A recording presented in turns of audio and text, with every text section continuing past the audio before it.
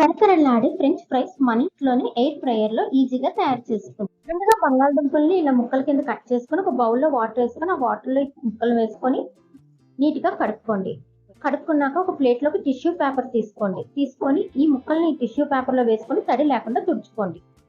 ఇందులోని సాల్ట్, కారం, rice powder, corn flour powder, కొంచెం మిరియాల పొడి, పెరి పెరి మసాలా వేసుకోవడం వలన ఫ్రెంచ్ ఫ్రైస్ కి మరింత స్పైసీగా రెస్టారెంట్ టేస్ట్ లాగా చాలా బాగుంటుంది.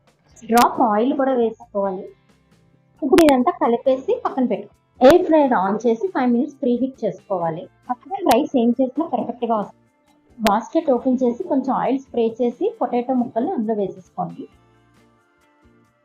180 degrees లో 15 minutes సెట్ చేసుకోవాలి. 12 minutes వచ్చాక ఒకసారి బయటికి తీసి ఫ్రైస్ ని ఇలా కలుపుకోవాలి. మళ్ళీ పెడితే టైం 0 అయ్యాక బయటికి తీసి వేడి వేడిగా గుమగుమలాడే క్రిస్పీ ఫ్రెంచ్ ఫ్రైస్ రెడీ అయిపోతాయి.